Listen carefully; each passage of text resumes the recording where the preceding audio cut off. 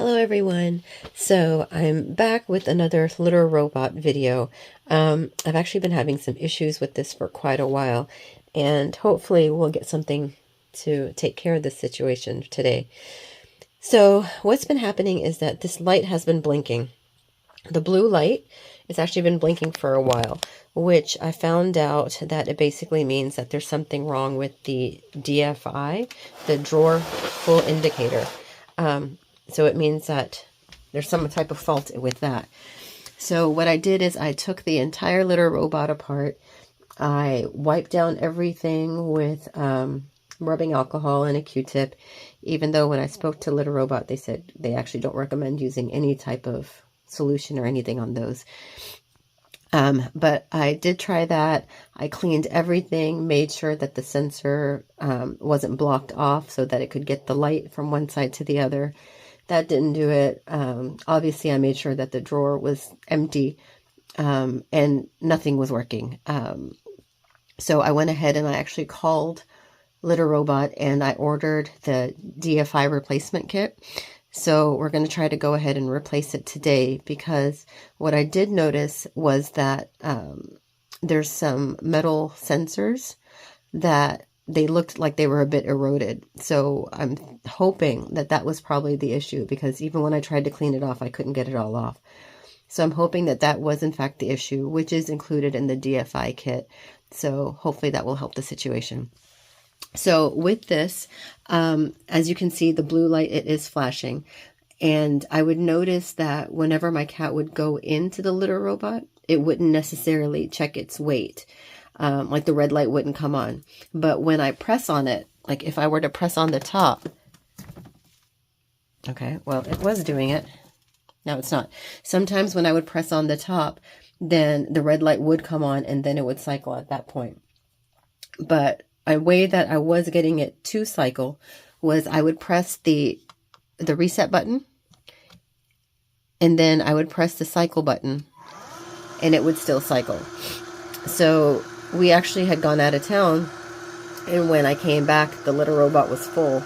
Not full, I mean, but obviously you could tell that it had been used for a couple of days. And so it wasn't cycling on its own. But once I did cycle it, it was able to go through and separate everything.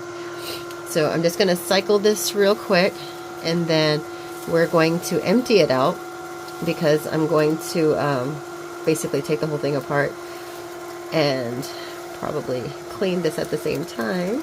As you can see, it's kind of dirty in there. I did just hose it down last week to get it completely clean, but it's really cold today, so I might just hand scrub that a little bit. But this was just cycled a while ago, so there's really not much that came out of there. So the motor and the mechanism itself, I mean, they're working fine. It's just when that blue light was flashing.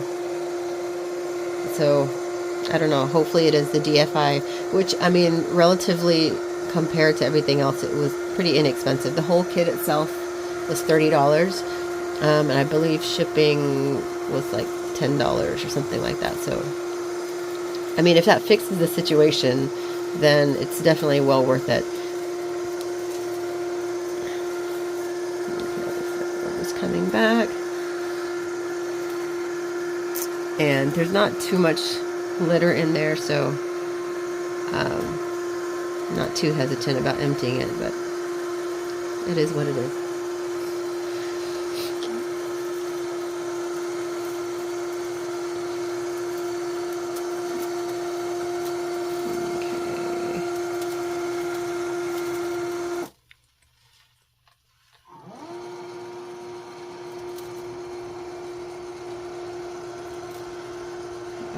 So now we're going to go ahead and empty it, and I know his tray is full.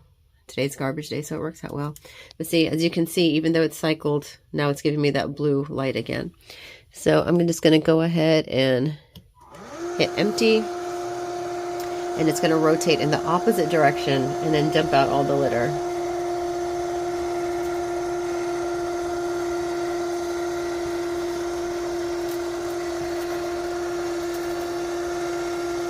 This would probably be where you would fast forward, so I'm just going to pause it for a moment.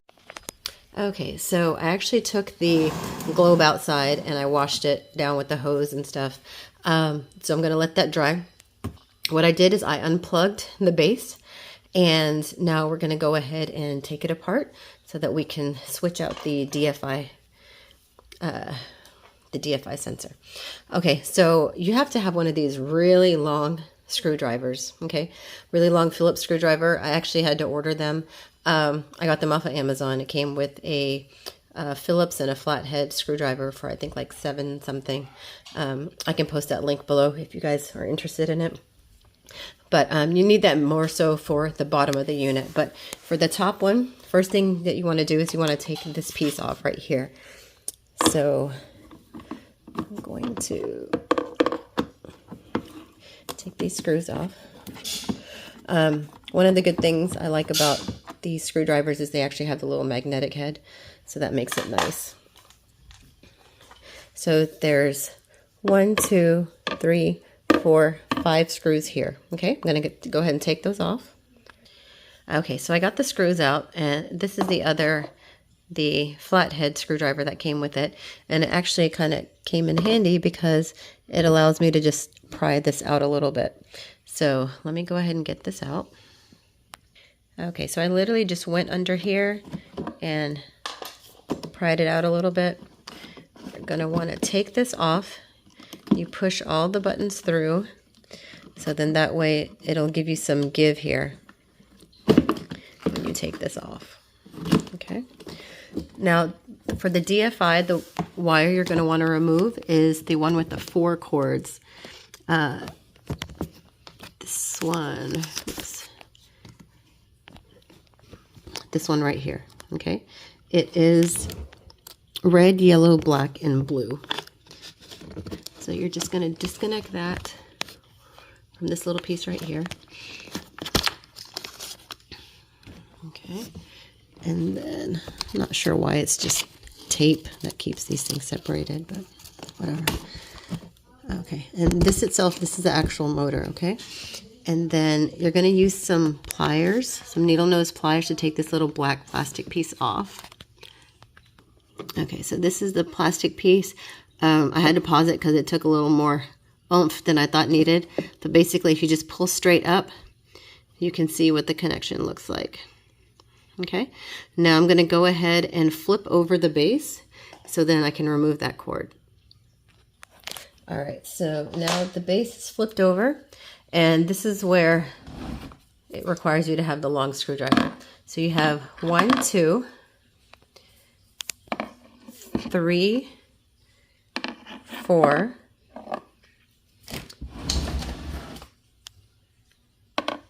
5, 6, 7, 8, and 9. Here's the last screw back here.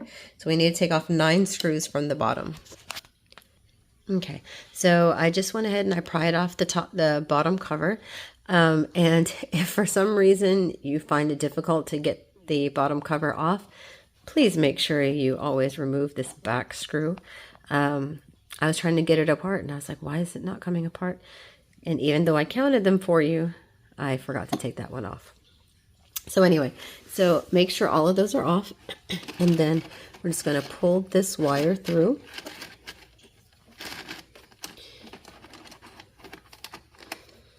Okay, then we're going to take these apart. But actually before I do that, I want to open up the replacement kit that I got. I haven't even opened it yet. But as you can see, it's the DFI kit. I don't know why that's not focusing very well. But let me go ahead and get this open so we can actually see what's inside.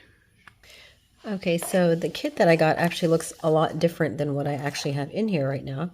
So that's kind of interesting. These little circuit boards are a lot smaller and they're encapsulated, which is nice, because the ones before, they're not at all, as you can see. But the areas that I was talking about that I felt like there was some corrosion are actually these little pieces right in here, which they have sent like this. So let me go ahead and try to get these apart. Here's the two pieces like that and this. So I'm going to go ahead and unscrew these two and these two and see how it goes together. Okay, so I went ahead and I threaded the cord back through, and I wanted to make sure I knew how to do it before I put it on here. But the little green portion, it actually just kind of slides in. There's little hooks right here on both sides. So then you're going to flip it over and then put it back where these little screw holes are. And then you're going to screw those into place. Then this little gray wire, you're going to thread underneath this little hook here.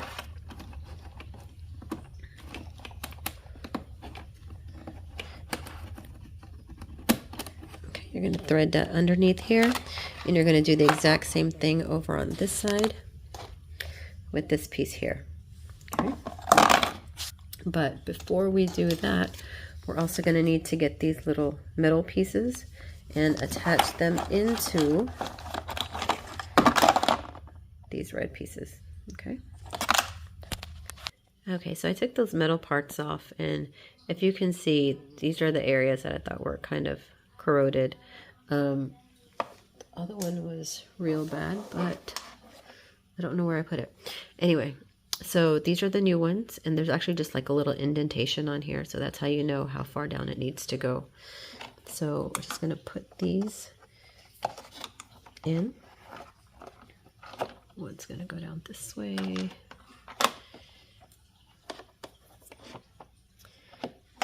me untangle these real quick.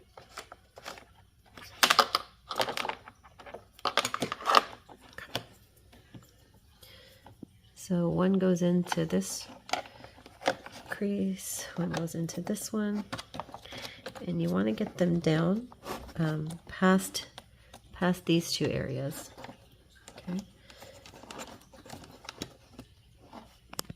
Okay, so this other part took a little trial and error for me.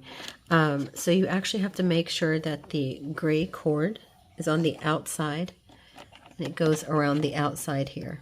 Okay, so the green piece is going to go underneath. Sorry, this was a little zip lining accident, so sorry for the gross looking band-aid. But the green piece is actually going to go underneath, and then you're going to flip it and then screw it in this way. Okay. So make sure that you're not pinching on this green wire right here, on the gray wire. Okay, so I went ahead and I put in the 9 screws from the bottom. I put the cord into the spot. Really important, make sure you put this piece back into these holes. I didn't do that once, and then I had a whole different issue of lights that were flashing. Okay, we're going to put that in, make sure the motor is in and stable. Then, oops, see, we're going to screw this back in and see how it works. Okay, so we have it plugged in, put the bonnet back on, made sure that the key is in place in the back, put a new bag in, and see what happens. There's no litter in there right now. Just wanted to make sure it works first.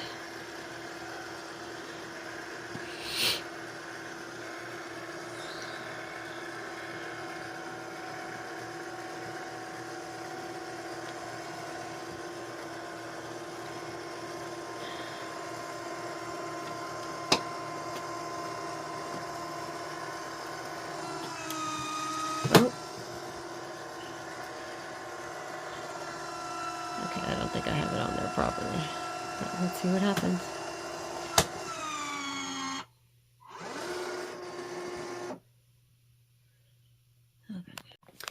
Okay, so I had a couple of troubleshooting issues. When I put the globe and the bonnet back, I put the power on and the globe started to move, but then it started sounding like gears were skipping. So I took the front panel, this part, apart again, and I noticed that the little black portion, the plastic part that you had to pull up with force, I forgot to put that back. So I put that back and I tried it again, and then I noticed I didn't have any power. So then I took that apart again, and I noticed that one of the cords that are supposed to be plugged into this portion itself had come undone. So I put that back together. Then I took all the wires, I pushed them up to the side, and then I put some clear packing tape on it to make sure that everything was out of the way, because one of the times when it was actually skipping gears, the wire had wrapped around the motor. So anyway, all those things done, it's back together. I read somewhere that you should push the power button when it's not plugged in and make sure that all the power has been drained. All the power has been drained. I added some more litter, and I'm going to go ahead and plug this back in. All right. Oh.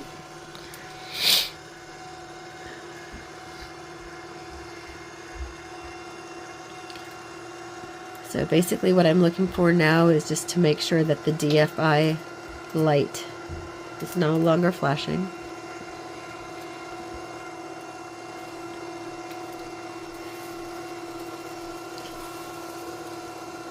So far so good. Doesn't sound like anything is skipping or no gear shifts or anything like that.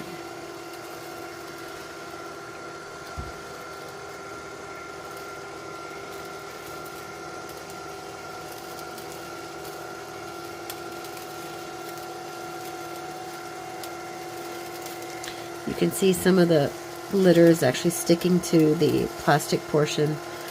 That's probably from where it was still a little wet after I washed it. That's fine.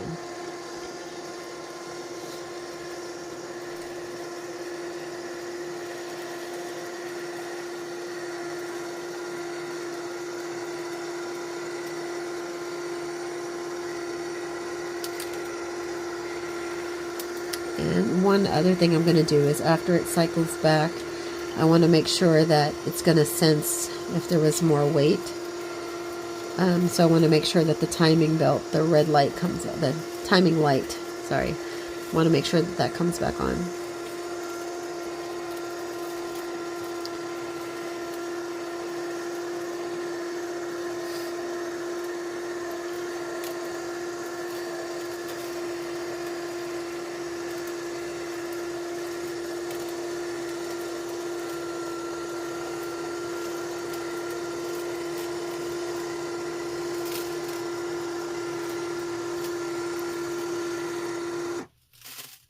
Ooh.